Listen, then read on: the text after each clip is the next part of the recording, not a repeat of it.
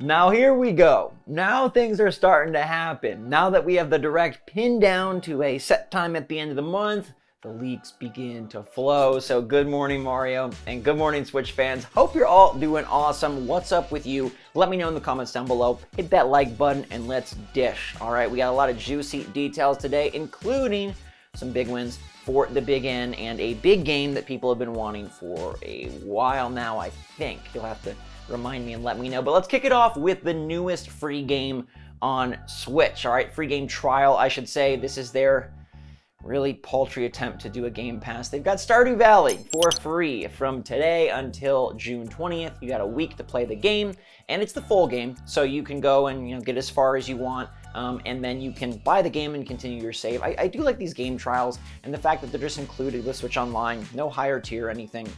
It's still pretty neat, and the games have been improving, so if you don't know Stardew, maybe you shouldn't play it, because for most people it takes over their life, but it's a farming life sim game that has very, very, very, very, very excited fans and ones who are really looking forward to the Haunted Chocolatier, the next game.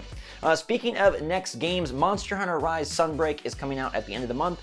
They had a big Capcom showcase yesterday. They focused a ton on Resident Evil, but decided not to do anything Resident Evil on Switch. I'm still wishing that one day we get a Switch Resident Evil game.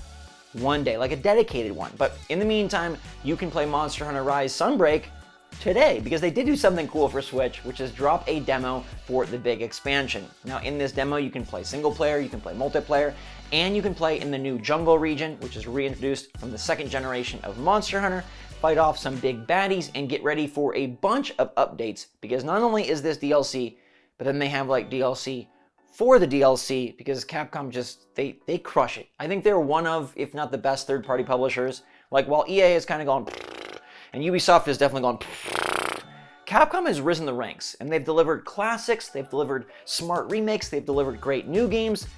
I love them this generation. And the best part is, these updates will be free for Sunbreak. You're getting an August update, a fall update, a winter update, and a 2023 update. And once again, I yell to the Nintendo gods, how'd you screw up Animal Crossing so bad? Sea of Thieves is on Season 7. Monster Hunter Rise is already promising at least 4 free updates. And that game came out over a year ago, and we also know that Animal Crossing isn't even that old, and they just dropped the ball. But good to see Monster Hunter fans getting fed. This is going to be a good game. I'm curious, like, if it'll bump the numbers of Rise, if people will pick up Rise for Sunbreak. There is that combo pack where you can get both together, which is probably a good deal if you've been waiting or haven't jumped in. It is a stellar title on Switch. Maybe the best third-party exclusive? I'm trying to think of anything else. It's the best third-party exclusive. Let me know if you're going to download the demo and check out Sunbreak today. Now, speaking of games doing good, Nintendo is, of course, doing good in the NPDs. I know this is just numbers and stuff, so we'll go quick, but basically Nintendo topped the hardware sales in May. The Switch was the #1 system, and the top game for Switch was Nintendo Switch Sports in May. Selling very well, continuing to do strong, and that's probably going to be a nice evergreen title. Will it ever sell as much as Pokemon or Zelda? Probably not, but I think Switch Sports will be something that continues to just plod along with strong sales throughout the Switch's life cycle. I think especially once they add golf, and if they do add other sports, it's going to get a bump, and it's just going to kind of be one of those evergreen games that you buy with your Switch, especially if you have kids or if you're nostalgic for the Wii era. Now, Kirby and the Forgotten Land was in second place, which is good to see that sticking strong. I wonder how many copies that game has sold now. Such a good title, such a great earlier surprise.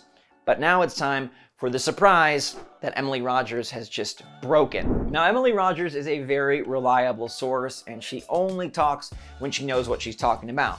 This is a Nintendo leaker with purpose, and she's been right countless times.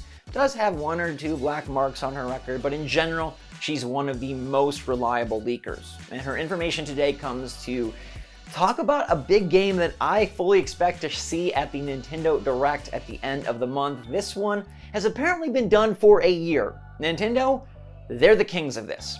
Everybody else is trying to get their games barely the finish line, and Nintendo just sits on major first-party releases for over a year. Like, how do they do that? We could have probably used it last year. I felt like last holiday season was a little slim, but anyhow.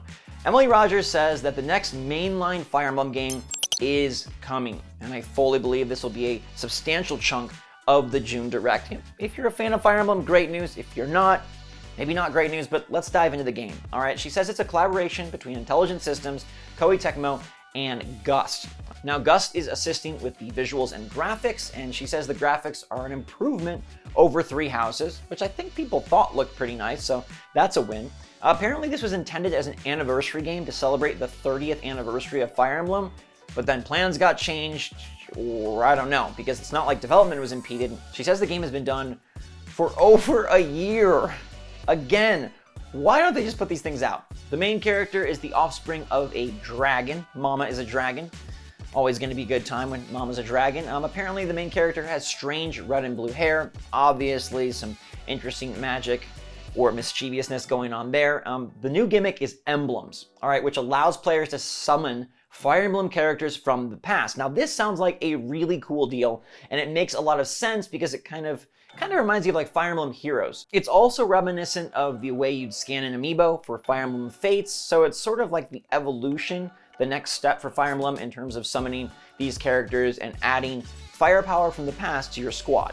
I personally think having emblems is really nifty since it is Fire Emblem. I do like that idea, and I do hope that this game is really, really cool. Knowing it's going to be a part of the Direct, like, that does cross off something else taking the spot. So Emily says she's not going to share any more details about this game, but I think this is going to come out pretty soon. I could easily see this being an August title. I know that's like really close, but hey, they did it with Xenoblade Chronicles 3. It just is out in July. So June, that gives you July, and then end of August, it feels like that's a good spot for Fire Emblem and reminiscent of Three Houses launch.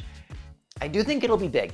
Fire Emblem Three Houses did do big, and if this one is better, it should be solid. I'm not super excited for it. I don't know if you get that, but I would rather like Donkey Kong get an appearance on Switch, Pikmin get an appearance on Switch, Star Fox even. I mean, stuff that hasn't been on Switch, it would be nice to see. You know, Fire Emblem is getting Three Hopes in June, so maybe they actually do shift this more towards October. It makes even less sense that they held on to it now, because they have Fire Emblem Three Hopes for this year. So why didn't they put this game out last year, unless they just needed Three Hopes to continue the story? And I don't know. The order of things seems a bit odd. Maybe they won't release two super close together. If they do Three Hopes in June, maybe this new Fire Emblem is going to be more of an October or even a December title, I guess. They really could do either. Or it sort of packs it in with Pokemon in November for a lot of turn-based goodness. Either way, this is good for those of you who spent 100 hours on Three Houses, and I know it's a big game. I'm just fingers crossed that Nintendo does have another cool surprise besides this for the Direct. There's a lot of games that need to get a lot of shine, including the aforementioned Xenoblade Chronicles 3 and Splatoon 3. This Fire Emblem game now adds to that. So how much space do we have for something cool, something big, something for beyond? Because even though this year isn't very fleshed out, we don't know all the holiday games, next year is even more empty. All right, we know Breath of the Wild 2 is coming in spring, but what else does Nintendo have? And one thing that I think Summer Game Fest and the Xbox Showcase sort of failed on was laying the groundwork for the future. Okay, they showed a lot of interesting games coming out pretty soon, coming out like early 2023. That's sort of where most of them kind of fall, prior to any delays, of course.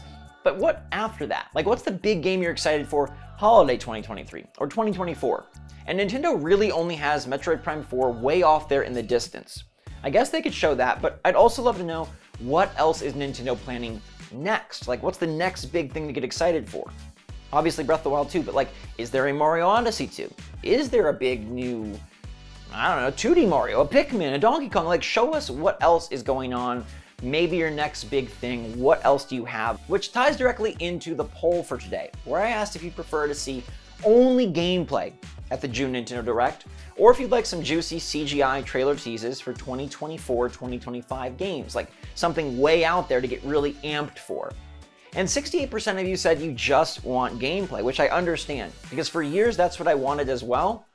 Until I saw these recent showcases, and I was like, you know, you should do at least one tease, at least, one more thing. Like, that's always fun to sort of whet the appetite for down the road and to have that pie in the sky game that you're just waiting to hit. And I hope Nintendo does that. I hope they show something from late 2023 or even 2024, 2025, like, hey, we're really working on this. Now, Nintendo typically keeps things pretty close, right? I mean, they got games finished they don't even show us, so I understand they're not ones to really do the far off tease, but I do really want to see what's next from Nintendo. And if you have any ideas of what you hope is next from Nintendo, let me know in the comments down below. We're definitely getting a new mainline Fire Emblem. We're definitely getting, obviously, Splatoon and Pokemon Advance Wars and all that. But what's after? What's the next era? Once Breath of the Wild 2 blesses our souls, what comes next? Thank you so much for watching. What comes next for us is another video and, of course, another GMM tomorrow. In the meantime, everybody, thank you so much for watching. Hope you're all having a fantastic day out there, staying safe, staying healthy, staying happy, staying positive. And until next time, my wonderful friends,